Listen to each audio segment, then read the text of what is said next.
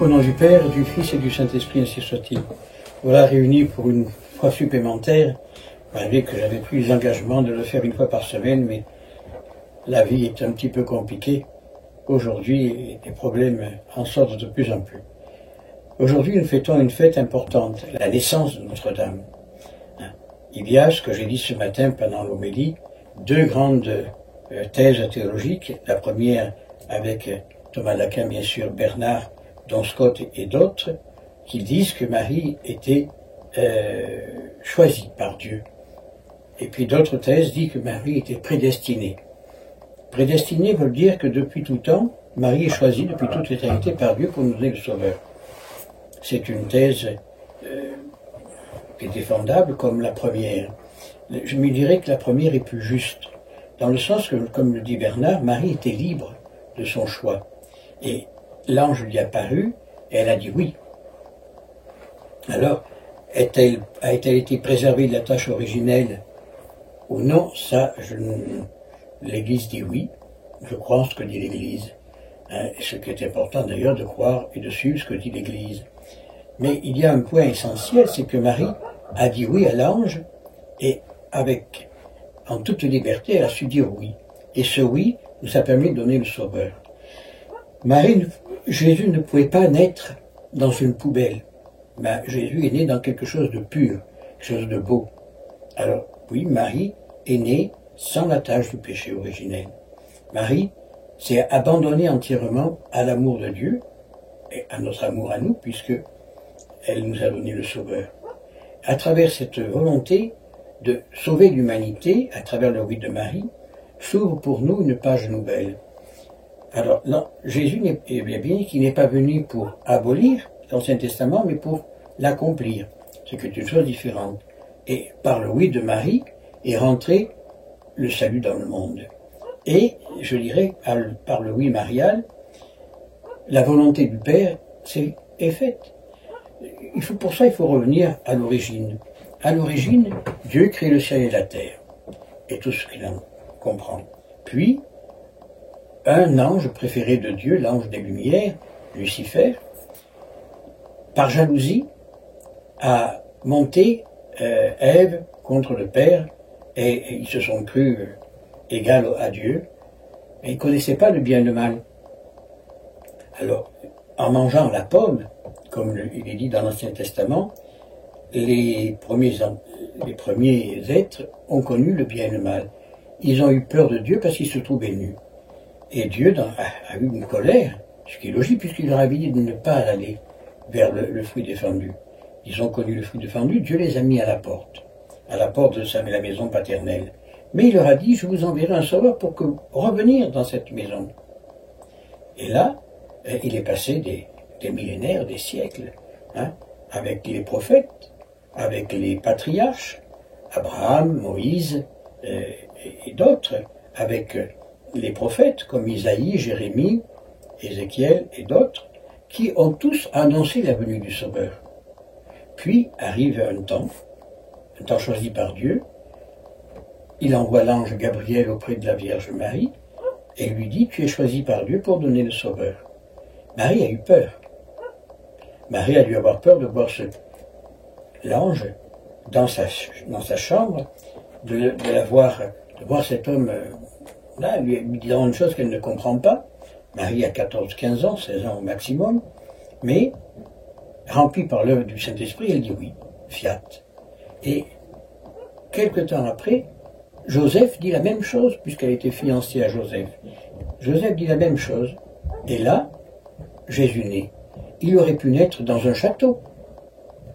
Non, il a préféré naître petit, dans une étable. Et dans cette étable, il a donné la vie.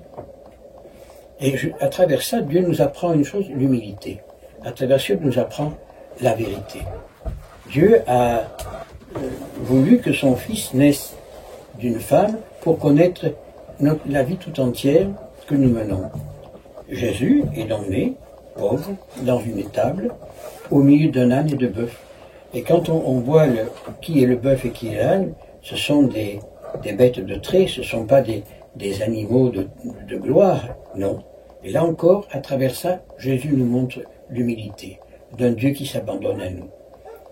La fuite en Égypte, puisque Hérode, jaloux encore de perdre sa place, il fait massacrer tous les enfants de Bethléem pour être sûr que celui qui est le roi des rois va mourir.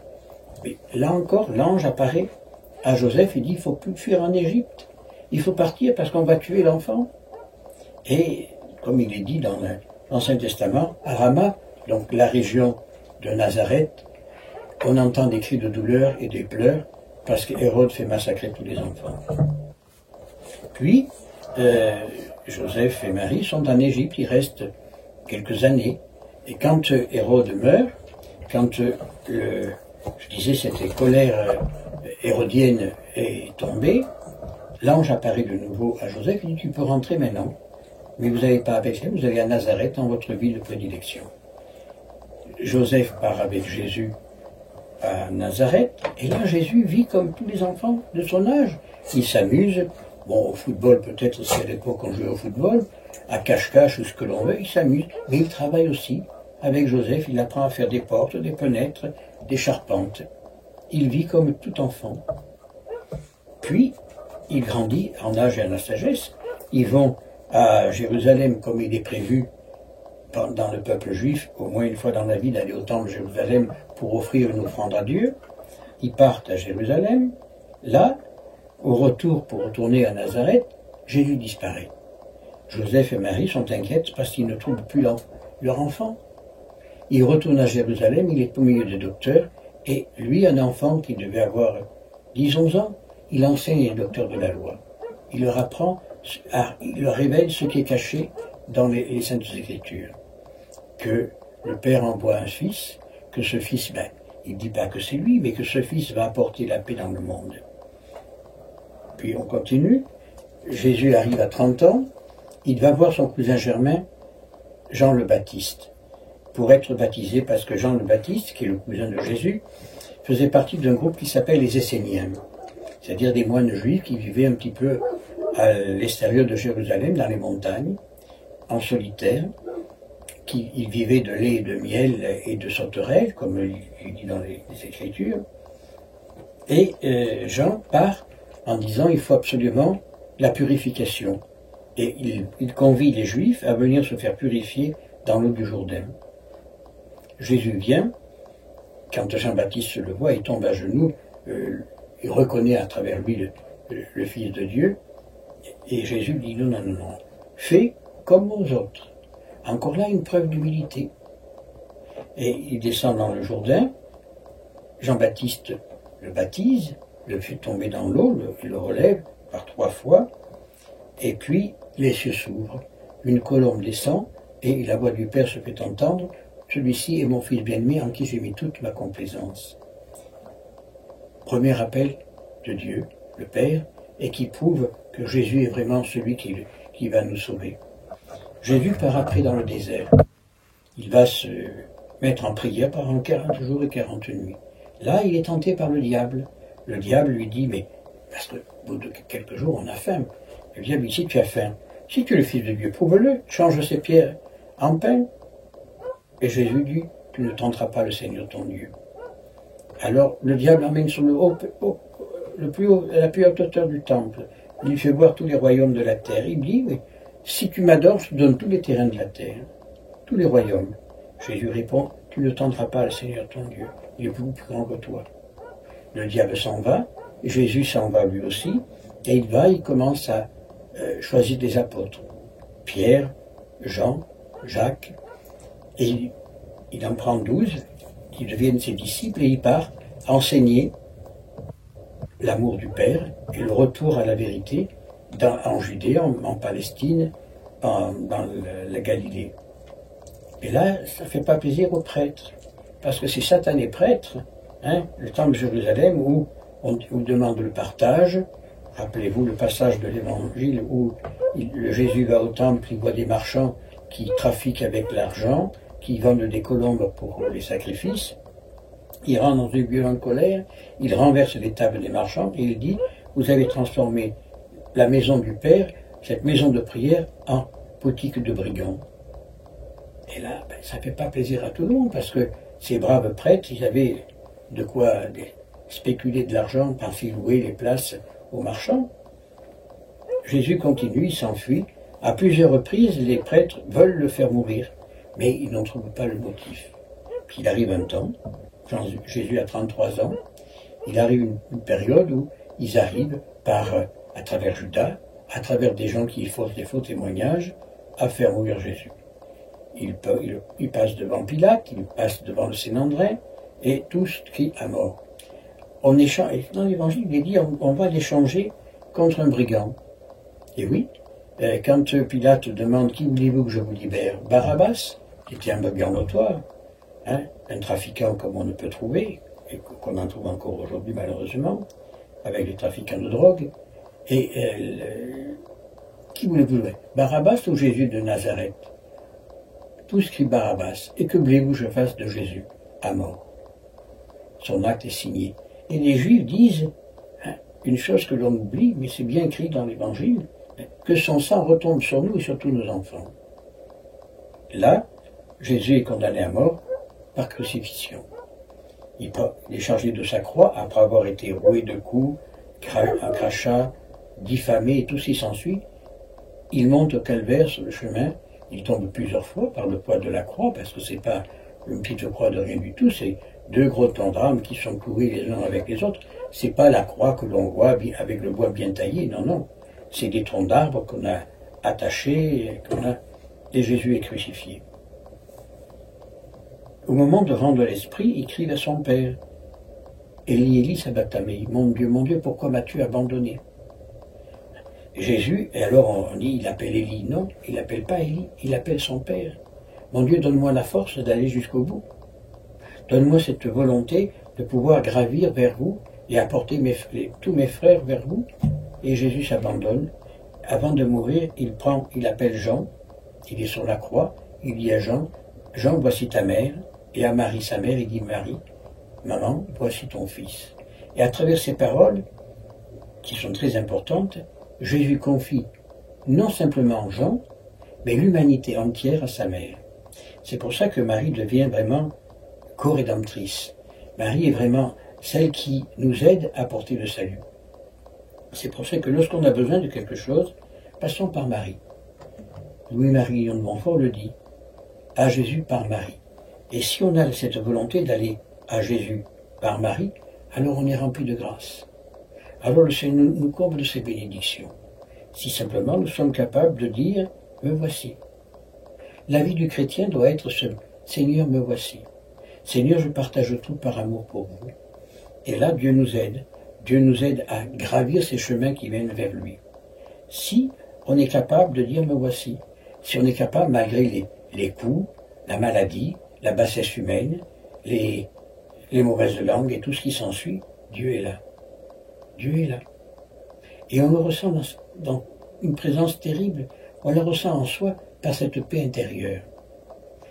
Je dirais, ça peut sembler bizarre, par ce je m'en foutisme. Tout ce qui arrive ne nous atteint pas. Arrive ce qui arrive. Dieu est avec nous. Qui pourra nous atteindre? On le dit dans les psaumes, il a donné ordre à ses anges de vous protéger en toutes ses voies. Pas nos voies, les siennes. Et Dieu nous mène sur les chemins que bien des fois on ne peut pas monter. Bien des fois on ne comprend pas. Enfin, on dit c'est pas possible, mais Dieu nous abandonne. Regarde ce problème que nous avons, on n'arrive pas à le résoudre. Dieu nous abandonne. Non, Dieu ne nous abandonne pas. Il nous met des épreuves pour qu'on retourne davantage vers lui, pour qu'on lui demande, à travers Marie, à travers Joseph, à travers tous les saints du paradis, de nous faire une grâce pour pouvoir nous réjouir de la vie qu'il nous a donnée. Et je l'ai dit encore ce matin, je l'ai dit surtout hier, est-ce que quelqu'un est capable de dire merci? Non. Je vois que, à l'heure actuelle, c'est celui qui roulera l'autre le plus facilement, celui qui prendra la place de l'autre avec joie et bonheur. Au lieu de dire merci Seigneur pour ce que tu m'as donné, mais ce que tu m'as donné, je vais le partager avec les autres. Non, on va prendre encore les sacs des autres parce qu'on dit qu'il y en a trop, même si on ne sait pas où mettre les affaires. Et ça, c'est le monde d'aujourd'hui. Si le monde va mal, c'est justement parce qu'on oublie de dire merci à Dieu. Si le monde va mal, c'est parce qu'on a oublié Dieu. quand on n'a qu'à ouvrir les yeux, bon, c'est vrai qu'on peut critiquer beaucoup de choses du Saint-Siège, on peut dire du mal de qui on veut, mais le Saint-Siège, c'est quand même, le pape, c'est quand même ce serment d'unité, celui qui fait l'unité de la catholicité. Qu'il soit bon ou qu'il soit mauvais, c'est pas nous à juger. Il faut voir à travers le Christ, à travers l'œuvre chrétienne, où nous en sommes.